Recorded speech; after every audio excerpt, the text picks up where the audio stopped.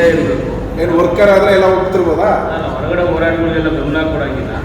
ನೀವು ನಮ್ಮ ಇದರಲ್ಲಿ ಇತಿಮಿತಿ ಒಳಗಡೆ ಇರಬೇಕಷ್ಟೇ. ಅಸೋಸಿಯೇಟ್ಸ್ ಅಂದರೆ ನೀವು ನಾವು ಬೇರೆ ಅಲ್ಲಪ್ಪ, ಜೊತೆಗಾರರು ಅಂತ. ಕನ್ನಡ ಶಬ್ದ ಏನು ಅಸೋಸಿಯೇಟ್ಗೆ? ಜೊತೆಗಾರರು. ಜೊತೆಗಾರರು ಅಂದ್ರೆ ಏನು? ಒಂದೇ ಮಾಲೀಕ ಕಾರ್ಮಿಕ ಬೇರೆ ಬೇರೆ ಅಲ್ಲಪ್ಪ, ಇಬ್ರು ಒಂದೇ ದೋಣಿಯ ಪಯಣಿಗರು. ಇಬ್ರು ಒಂದೇ ದೋಣಿಯ ಪಯಣಿಗರಾದ್ಮೇಲೆ ಅವನ ವಿರುದ್ಧ ನೀನ್ ಕೇಳೋದೇನೈತೆ, ನಿನ್ನ ಹತ್ರ ಅವನು ಕೇಳೋದೇನೈತೆ? ನೀನ್ ಯಾಕೆ ಡಿಮ್ಯಾಂಡ್ ಹಾಕ್ಬೇಕು, ಸಂಬಳ ಜಾಸ್ತಿ ಹಾಕ್ಬೇಕು ಅಂತ?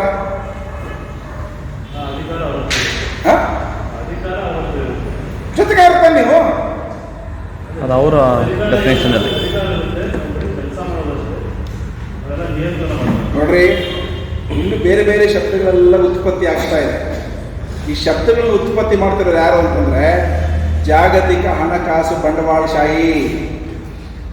ಅವ್ರು ಏನು ಹೇಳ್ತಿದ್ದಾರೆ, ಅವ್ರು ಅಲ್ಲಿಗೆ ನಿಂತಿಲ್ಲ. ಈಗ ನಿಮ್ಗೆ ಈಗ ಏನೇನೋ ಬಂದವಲ್ಲ, QC ಅಂತೆ, ಕೈಜಾನ್ ಅಂತೆ, ಆಗಂತೆ, ಮಂಡಪಸಿ, ಇವೆಲ್ಲ ಕಾನ್ಸೆಪ್ಟ್ಗಳು ಬಂದವಲ್ಲ. ಇವೆಲ್ಲವುಗಳಿಂದ ಇರ್ತಕ್ಕಂಥ ಸೂತ್ರ ಅದೇನೆ, ನೀವು ನಾವು ಬೇರೆ ಅಲ್ಲ. ಎಲ್ಲಿಗೆ? ಫ್ಯಾಕ್ಟ್ರಿಯಲ್ಲಿ ಕೆಲಸ ಮಾಡುವಾಗ, ಉತ್ಪಾದನೆ ಮಾಡುವಾಗ ನೀವು ನಾವು ಎಲ್ಲ ಒಂದೇ. ಲಾಭ ಮಾಡುವಾಗ, ಲಾಭದಲ್ಲಿ ಪಾಲು ಕೇಳುವಾಗ ಪಾಲು ಅನ್ನುವಂಥದ್ದು ಇಲ್ಲ. ಇಲ್ಲಿ ಪಾಲಿನ ಪ್ರಶ್ನೆನೇ ಇಲ್ಲ. ನಾವೇನಾದ್ರು ಉತ್ಪಾದನೆ ಮೌಲ್ಯ ಸೃಷ್ಟಿ ಮಾಡೋರು, ನಾವು ಸೊಸೈಟಿ ನಡೆಸೋರು. ನಾವು ನಮಗೆ ಬಾಧ್ಯತೆ ಇದೆ ಸೊಸೈಟಿ ನಡೆಸೋಕೆ. ಆದ್ರಿಂದ ನಾವು ನೀವು ಇಬ್ರು ಸೇರ್ಕೊಂಡು ಸೊಸೈಟಿ ನಡೆಸ್ತಾ ಇದ್ದೀವಿ, ಸಮಾಜವನ್ನ. ಅದರಿಂದ ನೀವೇ ಪಾಲು ಕೇಳ್ತೀವಿ, ಇಬ್ರು ಸೇರಿ ನಡೆಸೋಣಲ್ಲ. ಒಳ್ಳೇದ ಕೆಟ್ಟದ್ದ? ಚೆನ್ನಾಗೈತೆ ಚೆನ್ನಾಗಿಲ್ಬಾರ್ದು? ನಾವೆಲ್ಲರೂ ಸೇರಿ ಒಟ್ಟಿಗೆ ಸಮಾಜ ನಡೆಸೋಣಪ್ಪ. ನೀವೇ ಸುಮ್ಮನೆ ಕೇಳ್ತೀರಿ, ಲಾಭ ಅದನ್ನ ಯಾಕೆಲ್ಲ ಕೆಡ್ಸ್ಕೊಳ್ತೀರಿ? ಪಾಲು ಬೇಕು ಅಂತ ಯಾಕೆ ಕೇಳ್ತೀರಿ? ಹಂಗೆಲ್ಲ ಕೇಳಬೇಡ್ರಿ. ಇಬ್ಬರು ಒಂದು ಕೈ ಹಿಡ್ಕೊಂಡು ನಡೆಸಿದ್ರೆ, ಬಂಡವಾಳದಾರರು ಎಲ್ಲರೂ ಒಳಗಡೆ ಎಲ್ಲ ಸೇರಿ ನಡೆಸಿದ್ರೆ ಮುಂದಕ್ಕೆ ಹೋಗ್ತೀವಿ ನಾವು. ಕೇಳ್ಬೇಕಾ ಬೇಡಬೇಕ? ನೋಡ್ರಿ, ನಮ್ಮ ತಲೆ ಎಲ್ಲೋದೈತೆ? ನಮ್ಮ ತಲೆಯಲ್ಲಿ ಇದೆಯಾ ಇಲ್ವೋ? ನಾವು ಶ್ರೇಷ್ಠ, ನನಗೆ ಸಂಬಳ 50 ದಾಟಿ 70 ದಾಟಿ 80 90 ಬರೋ ಅಷ್ಟೊತ್ತಿಗೆ ನಾನು ವರ್ಕರೇ ಅಲ್ಲ ಅಂತ ನನ್ನ ತಲೆ ಬಂದೈತೆ. ನಾನು ವರ್ಕರೇ ಅಲ್ಲ, ನಾನು ಸ್ವಲ್ಪ ಮೇಲಕ್ಕೆ ಹೋಗ್ಬಿಟ್ಟಿದ್ದೀನಿ. ಆಗ ನನಗೆ ಫ್ಯಾಕ್ಟ್ರಿ ಒಳಗಡೆ ಹೋಗಿ ಅದು ಯೂನಿಫಾರ್ಮ್ ಹಾಕ್ಕೊಂಡು ಶೂ ಹಾಕ್ಕೊಂಡು ಕೆಲಸ ಮಾಡೋಕ್ಕೆ ಇಷ್ಟ ಆಗಲ್ಲ. ಆವಾಗ ಹೊಸ ಹೊಸ ಡಿಮ್ಯಾಂಡ್ ಎತ್ತೀನಿ ನಾನು. ಹೊಸ ಡಿಮ್ಯಾಂಡ್ ಏನು? ಕಾಮ್ರೇಡ್, ಸೇಫ್ಟಿ ಶೂ ಬೇಡ ಕಾಮ್ರೇಡ್, ನಮಗೆ ಇಷ್ಟಪ್ಪ ಐತೆ, ಇಷ್ಟಕ್ಕೈತೆ ಕಾಮ್ರೇಡ್ ಸೇಫ್ಟಿ ಶೂ ಬಿಡೋದು. ನಾವು ಇದಿಟ್ಕೊಂಡು ನಾವೆಲ್ಲ ಪ್ರೋಗ್ರಾಮ್ಗೆ ಹೋಗ್ಬೇಕು, ಹೆಂಗೆ ಹೋಗಕ್ಕಾಗುತ್ತಾ? ಫ್ಯಾಕ್ಟ್ರಿಯಲ್ಲಿ ಬಂದಿರೋದು ನಿಮ್ಗೆ ಹೇಳ್ತೀವಿ, ನಿಮ್ಮಲ್ಲೂ ಬಂದಿದ್ರೆ ನಿಮಗೆ ಗೊತ್ತಿರುತ್ತೆ. ಫ್ಯಾಕ್ಟ್ರಿಗೆ ಬರೋವಾಗ ಸೇಫ್ಟಿ ಶೂ ಹಾಕೊಂಡು ಬರ್ಬೇಕು. ಅಲ್ಲಿಂದ ನಾನು ಮದುವೆಗೆ ಹೋಗ್ಬೇಕು, ಮದುವೆಗೆ ಹೋಗುವಾಗ ಇದನ್ನ ಹಾಕೊಂಡು ಹೋಗಕ್ಕಾಗುತ್ತಾ? ಅಲ್ಲಿಂದ ಯಾವ ಶೂ ಕೊಡ್ಬೇಕು? ನಮಗೆ ಮಾಮೂಲಿ ಕ್ಯಾಶುವಲ್ ಅಂತ ಲಿಬರ್ಟಿ ಶೂ ಕೊಡ್ರಿ. ನೀವು ಏನ್ ಮಾಡೋದು ಈಗ? ಏನ್ ಮಾಡೋದು ಹೇಳ್ರಿ? ಅದು ಶೂ ಸಮಸ್ಯೆ ಅಲ್ಲ, ಅದು ಅದನ್ನ ಕೇಳ್ತಾ ಇದ್ದೀನಿ. ಶೂ ಸಮಸ್ಯೆ ಅಲ್ಲ. ನಾಳೆ ಎಲ್ಲರಿಗೂ ಸೇರಿ ಇನ್ನೂ ಉತ್ತಮವಾದಂತಹ ಒಳ್ಳೆ ಸೇಫ್ಟಿ ಶೂ ಲಿಬರ್ಟಿ ಎಲ್ಲ ಸಿಕ್ಕರೆ ತಗೊಳ್ಳೋಣ.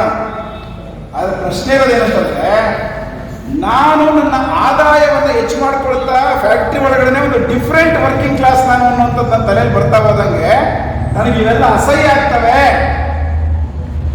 ನಾನು ಜನರ ಮಧ್ಯದಲ್ಲಿ ಸೇಫ್ಟಿ ಶೂ ಹಾಕೊಂಡು, ದಪ್ಪ ಶೂ ಹಾಕೊಂಡು, ಯೂನಿಫಾರ್ಮ್ ಹಾಕೊಂಡು ಓಡಾಡೋದು ನನ್ನ ಘನತೆಗೆ ಕಡಿಮೆ ಅಂತ ನಾನು ಭಾವಿಸಕ್ಕೆ ಶುರು ಮಾಡ್ತೀನಿ. ನಮ್ಮ ಮೇಲೆ ಹೋಗ್ಬಿಟ್ಟಿದ್ದೀನಿ. ಯಾಕೆ ನನ್ನ ಸಂಬಳ ಎಷ್ಟು? ಅದಕ್ಕೆ ಅವನು ತುಂಬ ನನ್ನ ತಲೆಯಲ್ಲಿ ಇಷ್ಟು ಸಂಬಳ ತಗೊಂಡು ಯಾಕೆ ನೀನು ವರ್ಕರ್ ಅಂತ ಕೇಳ್ತೇವೆ? ಇವರ ಅಸೋಸಿಯೇಟ್ ಅಂತ. ಹೆಂಗೆ ಬಂದಿದೆ ನೋಡ್ರಿ ಈ ಕಲ್ಪನೆಗಳು. ಈ ಕಲ್ಪನೆಗಳನ್ನೆಲ್ಲ ಬಂದಿರೋದು ಯಾಕೆ ಅಂದ್ರೆ, ವರ್ಕರ್ ಆಗಿ ಯೋಚನೆ ಮಾಡಬಾರ್ದು. ಅವ್ರ ವರ್ಕಿಂಗ್ ಕ್ಲಾಸ್ ಅನ್ನೋದನ್ನ ತಲೆಗೆ ಬರಬಾರ್ದು. ನಾನು ವರ್ಕಿಂಗ್ ಕ್ಲಾಸ್ ಅಲ್ಲ. CIT ನಾವೇನು ಹೇಳ್ತೀವಿ? ವರ್ಕಿಂಗ್ ಕ್ಲಾಸ್ ಯೂನಿಟ್ ಅಂತ ಮಾತಾಡ್ತೀವಿ.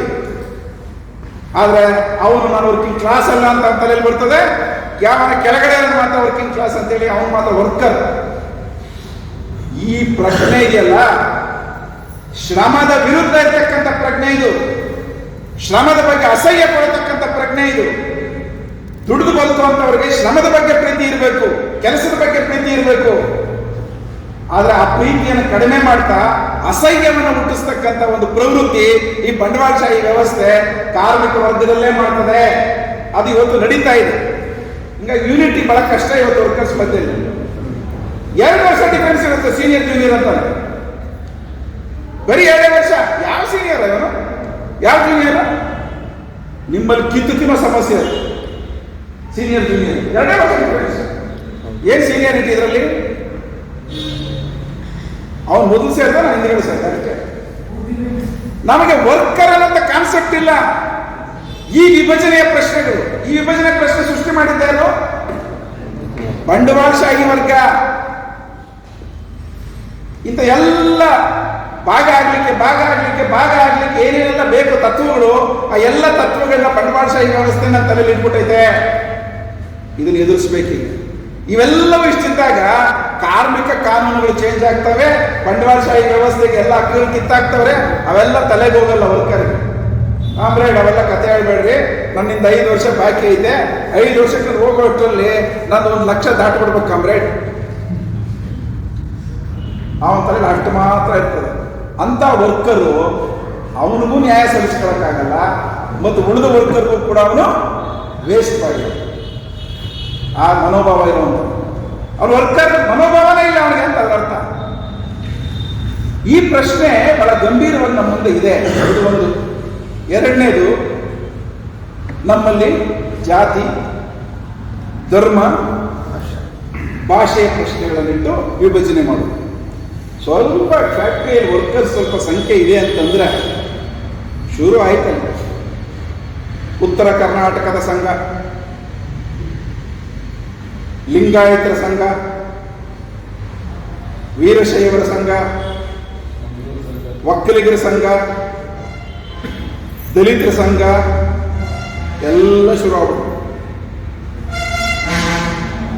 ನಾವು ಕೆಲವು ಫೈನಾನ್ಷಿಯಲ್ ಸೆಕ್ಟರ್, ಬ್ಯಾಂಕ್ಗಳಲ್ಲಿ, LICಯಲ್ಲಿ ಸ್ಟ್ರೈಕ್ ನಡೆಯುವಾಗ ಇಡೀ ಯೂನಿಯನ್ ಸ್ಟ್ರೈಕ್ ಕರೆ ಕೊಟ್ಟರೆ SC ST ಸಂಘ ವಿರೋಧ ಮಾಡುತ್ತದೆ. ವಿಪ್ರಬಳ ಅವ್ರನ್ನ ಯಾಕೆ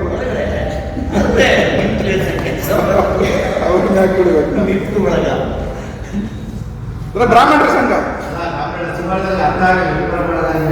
ಅಲ್ಲ, ವಿಪ್ರ ಬಳಗ ಅಂದ್ರೆ ಬ್ರಾಹ್ಮಣರ ಸಂಘ ಇರ್ಲಿ. ಎಷ್ಟು ವಿಭಜನೆಗಳಿದೆ. ನೀವು ಲಿಂಗಾಯತರ ಸಂಘ ಮಾಡಿ ಒಂದು ಬಸವಣ್ಣನ ಜಯಂತಿ ಮಾಡ್ತೀವಿ ಅಂದ್ರೆ ಮ್ಯಾನೇಜ್ಮೆಂಟ್ ದುಡ್ಡು ಕೊಟ್ಟಿರ್ತಾನೆ. ಅವನು ಆ ಸಂಘ ಇಟ್ಕೊಂಡು ದುಡ್ಡು ಮಾಡ್ಕೊಂಡು ಪ್ರೋಗ್ರಾಮ್ಗಳು ಮಾಡುವಂಥವ್ರು ಯಾವತ್ತೂ ಕೂಡ ಯೂನಿಯನ್ ಭಾಗವಾಗಿ ಗಟ್ಟಿ ಧ್ವನಿಯಲ್ಲಿ ಮಾತಾಡೋದೇ ಇಲ್ಲ. ಮುಗಿತಲ್ಲ ಕತೆ. ಇಲ್ವಾ ನಿಮ್ಮಲ್ಲಿ? ಅಕಸ್ಮಾತ್ ನಿಮ್ಮಲ್ಲಿ ಇಲ್ಲದೆ ಇದ್ರೆ ಬೇರೆ ಕಡೆ ಇಲ್ವಾ? ಹರಡ್ಬಿಟ್ಟೈತಿ, ವ್ಯಾಪಕವಾಗಿ ಹರಡ್ಬಿಟ್ಟೈತಿ. ಹೆಂಗೆ ಫೈಟ್ ಮಾಡೋದು? ಹೆಂಗೆ ಕಾನೂನುಗಳನ್ನು, ಈ ತಿದ್ದುಪಡಿಗಳನ್ನ, ಸರ್ಕಾರದ ನೀತಿಗಳನ್ನ ಹೆಂಗ್ ಫೈಟ್ ಮಾಡೋದು? ಹಂಗಿದ್ರೆ ಅದು ನಮ್ಮ ತಲೆಯಲ್ಲಿ ಇಂಥ ಒಂದು ಪ್ರಜ್ಞೆ ತುಂಬಿದ್ದಾರೆ. ಇನ್ನೊಂದು ಕಡೆ ಈ ರೀತಿ ಜಾತಿ, ಧರ್ಮ, ದೇಶದಲ್ಲಿ ವಿಭಜನೆ ಮಾಡ್ತಾರೆ. ಕಾರ್ಮಿಕರು, ನಾವೆಲ್ಲ ಕಾರ್ಮಿಕರು ಒಂದು ಅನ್ನುವಂಥ ಪ್ರಜ್ಞೆ ಕಾರ್ಮಿಕರಿಗೆ ಇಲ್ಲದೆ ಇದ್ರೆ ಈ ಕಾನೂನುಗಳ ಬದಲಾವಣೆಯನ್ನ, ಈ ಲೂಟಿಯನ್ನ ಹೆಂಗ್ ಫೈಟ್ ಮಾಡೋದು? ಇದು ಇವತ್ತು ನಮ್ಮ ಮುಂದಿರುವಂಥ ಸವಾಲಿನ ಪ್ರಶ್ನೆ. ಈ ಸವಾಲಿನ ಇದನ್ನು ನಾವು ಅರ್ಥ ಮಾಡ್ಕೊಳ್ಳಿಲ್ಲ ಅಂದ್ರೆ ಕಾಮ್ರೇಡ್ಸ್, ಯಾರು ಸೇಫ್ ಅಲ್ಲ. ನನಗೆ ಹೇಳಿದ್ನಲ್ಲ, FT ಅನ್ನುವಂಥದ್ದು ಹೆಂಗೆ ಒಂದು ಸಿದ್ಧೌಷಧ ಅಂತಂದ್ರೆ ಶಾಶ್ವತವಾಗಿ ಪರ್ಮನೆಂಟ್ ನೌಕರಿನೇ ಯಾರಿಗೂ ಕೊಡಬೇಕಾಗಿದೆ. ಕ್ಲೋಸ್. ಇನ್ನು ಮುಂದೆ ಮರ್ತು ಬಿಡ್ಬೇಕು ಪರ್ಮನೆಂಟ್ ನೌಕರಿ ಅಂತ. ನೋಡ್ರಿ ಎಂಥ ಸವಾಲಾಗಿದೆ ನಮಗೆ. ಆದ್ರಿಂದ CIT ಹೇಳೋದು, ಧರ್ಮ ನಮ್ಮ ಮನೇಲಿರ್ಬೇಕು, ಮನೆ ಒಳಗಡೆ ಇರಬೇಕು ಧರ್ಮ. ಧರ್ಮ ಅಂತಂದ್ರೆ ಮತಧರ್ಮ. ನಾನು ಹಿಂದೂನ, ಮುಸಲ್ಮಾನ, ಕ್ರೈಸ್ತನ, ಪಾರ್ಸಿನ, ಜೈನನ, ಇವೆಲ್ಲ ನಮ್ಮ ಮನೆ ಒಳಗಡೆ ಇರಬೇಕು. ಜಾತಿ ನಮ್ಮ ಮನೆ ಒಳಗಡೆ ಇಟ್ಕೋಬೇಕು. ಜಾತಿ, ಭಾಷೆ, ಧರ್ಮ ಇಂಥವುಗಳೆಲ್ಲ ನಮ್ಮ ಮನೆ ಒಳಗಡೆ ಇಟ್ಕೋಬೇಕು, ಆಚೆ ತರಬಾರ್ದು. ಇವತ್ತೇನಾಗ್ತಾ ಇದೆ? ಎಲ್ಲ ನಮ್ಮೂರು ದೇವಸ್ಥಾನದ ಕೆಳಗಡೆ ಮಸೀದಿ ಐತಾ? ಹುಡುಕು. ಮಸೀದಿ ಕೆಳಗಡೆ ದೇವಸ್ಥಾನ ಆಯ್ತಾ? ಹುಡುಕು. ಮೊನ್ನೆ ಯಾರು ಹೇಳ್ತಾ ಇದ್ರು, ಧರ್ಮಸ್ಥಳಕ್ಕೆ ನಾವೆಲ್ಲ ಹೋಗಿ ಬರ್ತೀವಿ ಜಾಸ್ತಿ. ಧರ್ಮಸ್ಥಳದ ಮಂಜುನಾಥ ಸ್ವಾಮಿ ದೇವಸ್ಥಾನ ನಿಂತಿರೋದು ಯಾವುದ್ರ ಮೇಲೆ ಗೊತ್ತಾ ಅಂತ ಚರ್ಚೆ ಶುರುವಾಗಿದೆ. ಏನ್ ಮಾಡ್ಬೇಕೀಗ ಅದಕ್ಕೆ? ಗೊತ್ತಾಗ್ಬೇಕಾದ್ರೆ ಏನ್ ಮಾಡ್ಬೇಕೀಗ? ಅಗಿಬೇಕು ಅಂತೇಳಿ ತೋರಿಸ್ಕೊಟ್ಟಿದ್ದಾರೆ ಈಗ ಕೇಂದ್ರ ಸರ್ಕಾರ. 75 ವರ್ಷಗಳಲ್ಲಿ ಫಸ್ಟ್ ಟೈಮ್ ಒಬ್ಬ ಪ್ರಧಾನಿ ಆದಂತ ಮನುಷ್ಯ ತಾನೇ ನಿಂತು ದೇವಸ್ಥಾನಕ್ಕೆ ಅಡಿಗಲ್ಲು ಹಾಕುವಂತ ಕಾರ್ಯಕ್ರಮದಲ್ಲಿ ಭಾಗವಹಿಸಿದ್ದಾರೆ. ಮುಖ್ಯಮಂತ್ರಿ ಆಗಿರೋ ಮನುಷ್ಯ ದೇವಸ್ಥಾನದ ಗರ್ಭಗುಡಿಗೆ ಇದನ್ನು ಮಾಡಿ ರಾಷ್ಟ್ರ ಮಂದಿರ ಕಟ್ತೀವಿ ಅಂತ ಹೇಳಿದ್ರು. ರಾಷ್ಟ್ರಕ್ಕೊಂದು ಮಂದಿರ ಕಟ್ಟಕ್ಕಾಗುತ್ತಾ? ನಮ್ಮ ತಲೆಯಲ್ಲಿ ಏನಾಗ್ಬೋದು? ಇವೆಲ್ಲ ಯೋಚನೆ ಮಾಡ್ರಿ. ಯಾರ ತಲೆಗೆ ಬಿಡ್ತಾವೆ ಇದನ್ನೆಲ್ಲ? ನಮ್ಮ ತಲೆಗೆ ತಾನೇ ಬಿಡ್ತಿರೋದು. ಇವು ತುಂಬಿಕೊಂಡ ಮೇಲೆ ನಾನು ಅದಕ್ಕೆ ಹೇಳಿದ ಆರಂಭದಲ್ಲಿ, ನಮ್ಮ ಮೊಬೈಲ್ಗಳು, ನಮ್ಮ ವಾಟ್ಸಪ್ಗಳು, ನಮ್ಮ ಫೇಸ್ಬುಕ್, ಯೂಟ್ಯೂಬ್ಗಳು ಎಲ್ಲ ಇವೇ ತುಂಬಿಕೊಂಡಿವೆ. ಬರೀ ಅದನ್ನೇ ನೋಡ್ತಾ ಇದ್ದೀವಿ ನಾವು. ನನಗೆ ಹೆಮ್ಮೆ, ರಾಷ್ಟ್ರ ಮಂದಿರ ಅಯೋಧ್ಯೆ 300 ರಾಮಾಯಣಗಳಿದೆ ನಮ್ಮ ದೇಶದಲ್ಲಿ. ಕುವೆಂಪು ರಾಮಾಯಣ ಅಂತ ಒಂದು ಗೊತ್ತಾ ನಿಮ್ಗೆ ಯಾರಿಗಾದ್ರು? ಶ್ರೀರಾಮಾಯಣ ದರ್ಶನ. ಅದು ಓದಕ್ಕೆ ಕಷ್ಟ ಆಗ್ಬೋದು, ನೇರವಾಗಿ ಓದೋದಕ್ಕೆ. ಆಡಿಯೋ ಇದೆ, ದಯವಿಟ್ಟು ನಾನು ನಿಮಗೆ ಸಜೆಸ್ಟ್ ಮಾಡ್ತೀನಿ. ಆಡಿಯೋ ಇದೆ, ನೀವು ವರ್ಷ ಪೂರ್ತಿ ಕೇಳಬೇಕಾಗಿರೋ ಆಡಿಯೋ ಇದೆ. ಆಡಿಯೋ ಕೇಳಿ. ರಾಮಾಯಣ ದರ್ಶನಲ್ಲಿ ರಾವಣ ರಾಕ್ಷಸ ಅಲ್ಲ. ಕುವೆಂಪು ಅದನ್ನು ಕಟ್ಟಿಕೊಟ್ಟದಾಗೆ ರಾವಣನ. ಕುವೆಂಪು ಹೇಳ್ತಾರೆ, ಭಕ್ತ ಪ್ರಹ್ಲಾದನ ಕಥೆ ಇಟ್ಕೊಂಡು ಹಿರಣ್ಯಕಶಿಪುನ ಸ್ಟೋರಿಯಲ್ಲಿ, ಹಿರಣ್ಯಕಶಿಪು ಒಬ್ಬ ಬ್ರಾಹ್ಮಣ, ನಿಮಗೆ ಗೊತ್ತಿರಬಹುದು.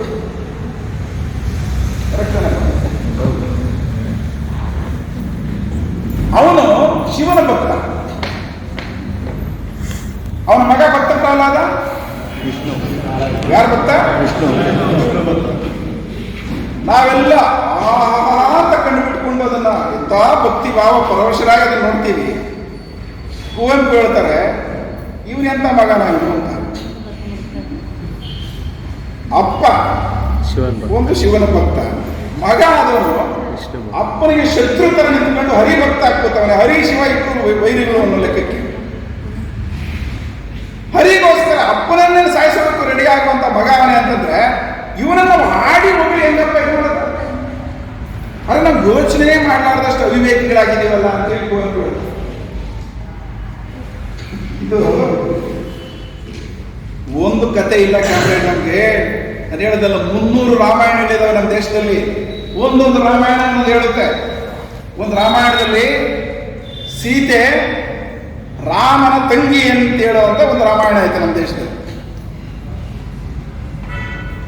ರಾಮನ ಹೆಂಡತಿ ಅಲ್ಲ ಸೀತೆ, ರಾಮನ ತಂಗಿ ಅಂತ ಒಂದು ಕಥೆಯಲ್ಲಿ ಹೇಳ್ತಾರೆ. ಒಂದು ರಾಮಾಯಣದಲ್ಲಿದೆ. ತಮಿಳುನಾಡಲ್ಲಿ ಕಂಬ ರಾಮಾಯಣ ಅಂತ ಬಹಳ ಪ್ರಸಿದ್ಧವಾದ ರಾಮಾಯಣ ಅದು. ತಮಿಳುನಾಡಲ್ಲಿ ಕಂಬ ರಾಮಾಯಣ, ವಾಲ್ಮೀಕಿ ರಾಮಾಯಣ ಇಲ್ಲ ಅವರಿಗೆ ಜಾಸ್ತಿ. ಅದರಲ್ಲಿ ರಾವಣ ದೈವಾಂಶ ಸಂಭೂತ. ಆಕ್ಚುಲಿ ಯುದ್ಧ ಆಗೋದಕ್ಕೆ ಮುಂಚೆ ರಾವಣ ಸುಗ್ರೀವನ್ ಕಳಿಸಿದ್ರು. ರಾಮ ಸುಗ್ರೀವನ್ ಕಳಿಸ್ತಾನಂತೆ ರಾವಣನ. ಎಂತಕ್ಕೆ ಅಂದ್ರೆ, ಯುದ್ಧ ಮಾಡಕ್ಕೆ ಟೈಮ್ ಯಾವ್ದು ಒಳ್ಳೆಯದು ಕೇಳ್ಕೊಂಬ ಫಿಕ್ಸ್ ಮಾಡ್ಕೊಂಡು ಹೋಗೋದು ಕಳಿಸಿದ್ರು. ರಾವಣನೇ ಟೈಮ್ ಫಿಕ್ಸ್ ಮಾಡಿ ಕಳಿಸ್ತಾನಂತೆ, ಇಂಥ ಟೈಮು ಯುದ್ಧಕ್ಕೆ ಒಳ್ಳೆಯದು ಅಂತ. ಪ್ರಶಸ್ತವಾಗಿದೆ. ಅವನಿಗೆ ಗೊತ್ತಿತ್ತಂತೆ ಯುದ್ಧದಲ್ಲಿ ನಾನು ಸೋಲ್ತೀನಿ ಅಂತ ಅವನೇ ಟೈಮ್ ಫಿಕ್ಸ್ ಮಾಡಿ ಕಳಿಸ್ತಾನಂತೆ. ಯಾಕೆಂದ್ರೆ ಅವನು ಶಿವನ ಪಾದ ಸೇರಬೇಕು ಅಂತ ಅವನ ತಲೆಯಲ್ಲಿತ್ತು. ಬೇಗ ಶಿವನ ಪಾದ ಸೇರ್ಬೇಕು, ಶಿವನ ಭಕ್ತ ರಾವಣ. ಎಂತೆಂಥ ವಿಭಿನ್ನವಾದಂಥ ರಾಮಾಯಣಗಳಿದಾವೆ ನಮ್ಮಲ್ಲಿ ಅಂತಂದ್ರೆ, ಊರೂರಿಗೆ ಒಂದು ಕಥೆ ಹೇಳ್ತಾರೆ. ನಮ್ಮ ಊರುಗಳಲ್ಲಿ ಇಲ್ಲಿ ರಾಮನ ಹೆಜ್ಜೆ ಇದೆ ನೋಡ್ರಿ ಅಂತ, ಹನುಮಂತನ ಹೆಜ್ಜೆ ಇದೆ ನೋಡ್ರಿ ಅಂತ ಬಂಡೆ ಮೇಲೆ ಒಂದು ತೋರಿಸ್ಬೋದು. ಆ ಹನುಮಂತನ ಹೆಜ್ಜೆನೂ ರಾಮನ ಹೆಜ್ಜೆನೂ ಇರುವಂಥ ಊರುಗಳು 1,00,000 ಊರುಗಳವೇನ ನಮ್ಮ ದೇಶದಲ್ಲಿ. ಇಲ್ಲೇ ನಡೆದಿಂದ ನೋಡ್ರಿ ಅಂತ ಆ ಹೆಜ್ಜೆ ಇದೆ ಅಂತಾರೆ. ಇಷ್ಟು ವಿಭಿನ್ನವಾಗಿದೆ.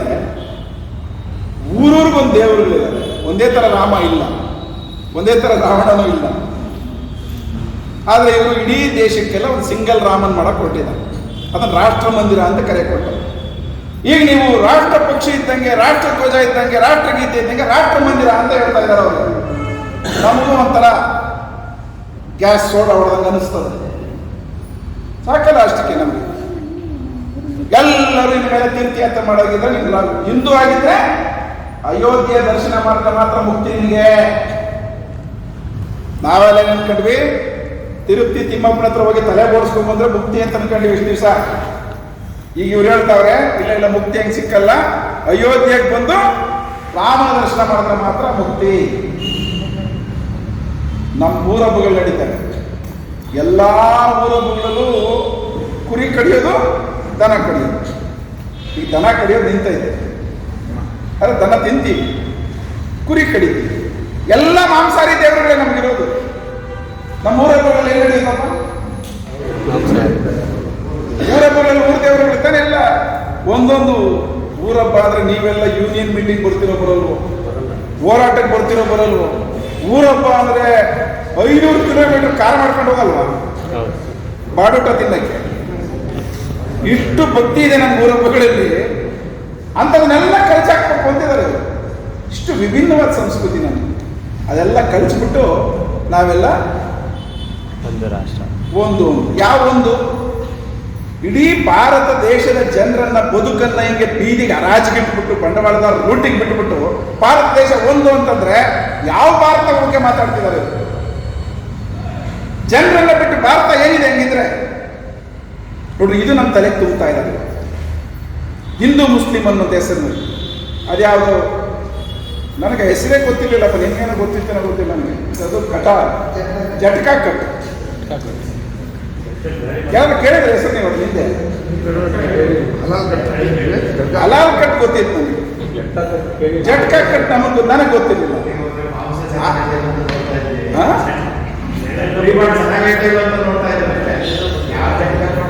ಜಟ್ಕಾ ಕಟ್ ಅನ್ನೋದು ಸಾಮಾನ್ಯವಾಗಿ ಪಂಜಾಬ್ನಲ್ಲಿ ಬಳಸುವಂತ ಶಬ್ದ, ಅದಷ್ಟೇ, ನಮ್ಮಲ್ಲಿ ಇರಲಿಲ್ಲ.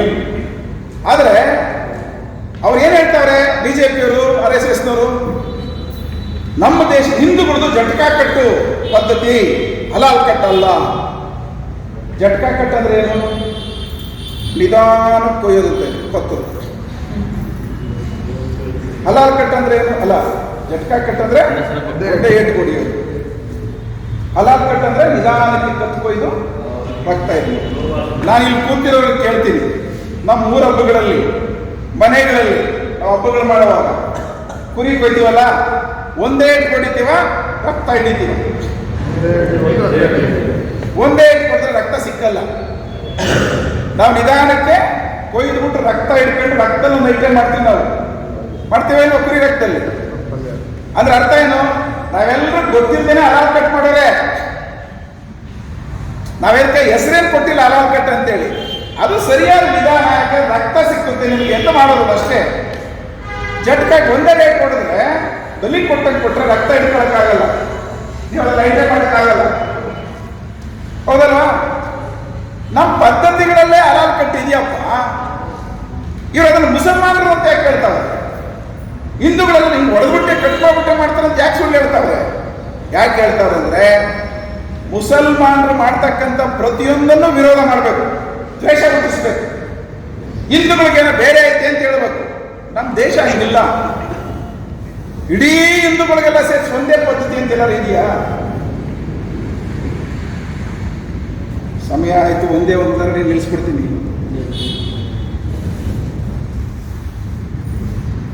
ನಾನು ಮದುವೆ ಆಗಿದ್ದು ಶಿವಮೊಗ್ಗದಲ್ಲಿ, ಅಂದರೆ ಸಾಗರದಲ್ಲಿ.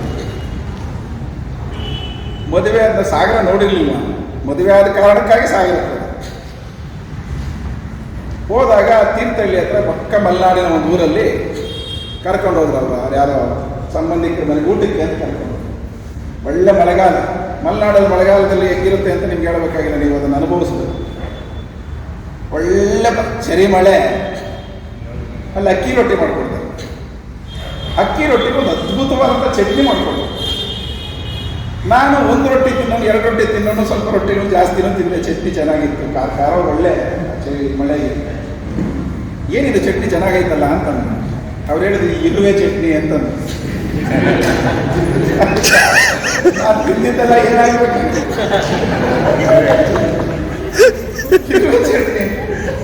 ಇದ್ಯಾವಪ್ಪ ಆಮೇಲೆ ಅವ್ರು ಹೇಳೋದು ಇಲ್ಲ, ಮಳೆಗಾಲದಲ್ಲಿ ನಮ್ಮೂರುಗಳಲ್ಲಿ ಬರ್ತದೆ ಕೆಂಚಿರುವೆ ಅಂತ ಹೇಳ್ತೀವಲ್ಲ, ಈಗ ಗುಡ್ಡ ಇರ್ತದೆ ಈಗ ಕೆಂಚಿಗ ಅಂತ ಇರ್ತದೆ, ಕೆಂಚಿರುವೆ ಅದೇ ಇರ್ಬೇಕು. ಅಲ್ಲಿ ಮರಗಳಲ್ಲಿ ಮಳೆಗಾಲದಲ್ಲಿ ಉಬ್ಬರ ಹಿಂಗೆ ಗೂಡು ಥರ ಬಿರುವೆ ಸಿಗ್ತದೆ.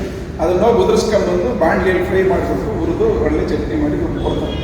ಅದು ಇರುವೆ ಚಟ್ನಿ. ನನ್ನ ಜೀವಮಾನದಲ್ಲಿ ಇರುವೆ ಸಂಸ್ಕೃತಿ ಇರಲಿಲ್ಲ ನನಗೆ.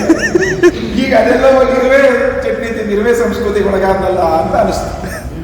ಯಾವ ಸಂಸ್ಕೃತಿ ಇಲ್ಲ ಈಗ ಒಂದೊಂದು ಊರಿಗೊಂದು ಕತೆ ಇಲ್ವ ಹಿಂಗೆ? ಒಂದೊಂದು ಊರಿಗೊಂದು ಕತೆ ಇಲ್ಲ, ಒಂದೊಂದು ಮನೆಗೆ ಒಂದೊಂದು ಕತೆ ಐತೆ. ಇಷ್ಟು ವಿಭಿನ್ನ ಐತೆ ನಮ್ಮ ದೇಶ. ಏಕ ಸಂಸ್ಕೃತಿ ಅನ್ನುವಂಥದ್ದು ಎಲ್ಲೂ ಇಲ್ಲ ನಮ್ಮ ದೇಶದಲ್ಲಿ. ಒಂದೇ ಸಂಸ್ಕೃತಿ ಅನ್ನೋ ಪ್ರಶ್ನೆನೇ ಇಲ್ಲ ನಮ್ಮ ದೇಶದಲ್ಲಿ. ಹಿಂದೂಗಳಿಗೆಲ್ಲ ಒಂದೇ ಸಂಸ್ಕೃತಿ ಅಂತ ಹೇಳಕ್ಕಾಗುತ್ತಾ? ಇಲ್ಲ. ಇವ್ರೇನ್ ಮಾಡಕ್ ಕೊಟ್ಟಿದ್ದಾರೆ? ಮುಸಲ್ಮಾನರನ್ನ ದ್ವೇಷ ಮಾಡಬೇಕು, ಕ್ರಿಶ್ಚಿಯನ್ರನ್ನ ದ್ವೇಷ ಮಾಡಬೇಕು, ಅದರಿಂದ ಹಿಂದೂಗಳನ್ನ ಒಟ್ಟು ಮಾಡಬೇಕು ಅಂತ. ಇನ್ನೊಬ್ಬರನ್ನ ದ್ವೇಷ ಮಾಡೋದ್ರಲ್ಲಿ ನಾವು ಒಟ್ಟಾಗಬೇಕು ಅಂತ ಹೇಳೋದಿದ್ರೆ ಅಂಥದನ್ನ ನಾವು ಮೊದಲು ಒತ್ತಾಚೆ ಹಾಕಬೇಕು. ಪ್ರೀತಿ ಮಾಡೋದನ್ನು ಕಲಿಸ್ಬೇಕು ನಾವು. ಇನ್ನೊಬ್ಬರ ಜೊತೆಯಲ್ಲಿ ಬದುಕೋದು ಹೆಂಗೆ ಅಂತ ಕಲಿಸ್ಬೇಕು. ನೆರೆಹೊರೆಯವರ ಜೊತೆಯಲ್ಲಿ ಒಂದಾಗಿರೋದು ಹೆಂಗೆ, ಹೊಂದಾಣಿಕೆಯಿಂದ ಇರೋದು ಹೆಂಗೆ ಅಂತ ಕಲಿಸ್ಬೇಕು. ನಮ್ಮ ದೊಡ್ಡವರು ಹೇಳ್ತಾರೆ ಮನೆಗಳ ಹತ್ರ, ನೀನಿರೋ ಜಾಗದಲ್ಲಿ ನೀನು ಸುತ್ತ ಇರುವಂಥವ್ರನ್ನ ಪ್ರೀತಿಯಿಂದ ಸಂಬಂಧ ಚೆನ್ನಾಗಿರ್ತ, ನೀನು ಸುತ್ತ ಇರೋ ಶತ್ರುಗಳಾದ್ರೆ ನೀನು ಬದುಕಕ್ಕಾಗಲ್ಲ ಅಲ್ಲಿ ಅಂತ ಹೇಳಲ್ಲ ನಮ್ಮ ಮನೆಗಳಲ್ಲಿ. ಇವ್ರೇನು ಮಾಡಕ್ ಕೊಟ್ಟಿದ್ದಾರೆ? ಒಬ್ಬರನ್ನೊಬ್ಬರನ್ನ ಶತ್ರುಗಳು ಮಾಡಿ ಧರ್ಮದ ಹೆಸರಿನಲ್ಲಿ, ಜಾತಿ ಹೆಸರಿನಲ್ಲಿ ಶತ್ರುಗಳು ಮಾಡಿರ್ತಾ ಇದ್ದಾರೆ. ಆದ್ದರಿಂದಾಗಿ ಇದು ಕೂಡ ಉದ್ದೇಶಪೂರ್ವಕವಾಗಿ ಮಾಡ್ತಿರುವಂಥದ್ದು. ಯಾರಿಗೆ? ಕಾರ್ಮಿಕ ಕಾನೂನುಗಳನ್ನು ತಿದ್ದುಪಡಿ ಮಾಡಿ ನಾಶ ಮಾಡಿ ಲೂಟಿ ಮಾಡೋಕ್ಕೆ ಬಂಡವಾಳದಾರರಿಗೆ ಕಾರ್ಮಿಕರು ಯೋಚನೆ ಮಾಡಬಾರ್ದು, ಆ ಬಗ್ಗೆ ತಲೆ ಕೆಡಿಸ್ಕೋಬಾರ್ದು. ಎಲ್ಲರೂ ಇದರಲ್ಲಿ ನರಳಾಡಿ ಸಾಯ್ಬೇಕು. ಈ ಕೊಚ್ಚೆಯಲ್ಲೇ ಹೊರಲಾಡ್ತಿರ್ಬೇಕು ಇವರು. ಆವಾಗ ಅದ್ರ ಬಗ್ಗೆ ತಲೆ ಕೆಡಿಸ್ಕೊಳ್ಳಲ್ಲ. ಅವಾಗ ನಾವೇನು ಬೇಕಾದ್ರೆ ಲೂಟಿ ಮಾಡ್ಕೊಂಡು ಹೋಗ್ಬೋದು ಅಂತೇಳಿ ಈ ಕೆಲಸಕ್ಕೆ ನಮ್ಮನ್ನೆಲ್ಲ ಹಚ್ತಾ ಇದ್ದಾರೆ. ಇದ್ರ ಬಗ್ಗೆ ಎಚ್ಚರಿಕೆ ಇಟ್ಕೊಂಡು ನಾವು ಮುಂದಿನ ದಿನಗಳಲ್ಲಿ ಇವುಗಳನ್ನ ಮೀರಿದಂಥ ಒಂದು ಕಾರ್ಮಿಕ ಚಳವಳಿಯನ್ನು ಕಟ್ಟಬೇಕು. ಅದಕ್ಕಾಗಿ CITUವಿನ ಅಖಿಲ ಭಾರತ ಸಮ್ಮೇಳನವನ್ನು ಬೆಂಗಳೂರಲ್ಲಿ ನಡೆಸಬೇಕು ಈ ಸತಿ ಅಂತ ತೀರ್ಮಾನ ಮಾಡಿದ್ವಿ. ಆ ಹೆಸರಲ್ಲಿ ಎಲ್ಲ ಕಾರ್ಮಿಕರ ಮಧ್ಯದಲ್ಲಿ ನಾವು ಹೋಗಬೇಕು. ಪ್ರತಿಯೊಬ್ಬ ಕಾರ್ಮಿಕರ ಹತ್ರ ನಾವು ಇದ್ರ ಬಗ್ಗೆ ಮಾತಾಡಬೇಕು, ವಿಚಾರಗಳನ್ನು ತಿಳಿಸ್ಬೇಕು, ಸಂಘಟನೆಗೆ ತರಬೇಕು, ಅವ್ರನ್ನ ಇದು ನಮ್ಮ ಜೊತೆ ಇನ್ವಾಲ್ವ್ ಮಾಡಿಸ್ಬೇಕು. ಆ ಕೆಲಸಗಳೆಲ್ಲ ಹೇಗೆ ಮಾಡಬೇಕು ಅಂತ ವಿವರಗಳೆಲ್ಲ ನಿಮ್ಗೆ ಆಮೇಲೆ ಇಲ್ಲಿ ತಿಳಿಸ್ಕೊಡ್ತಾರೆ. ನೀವೆಲ್ಲರೂ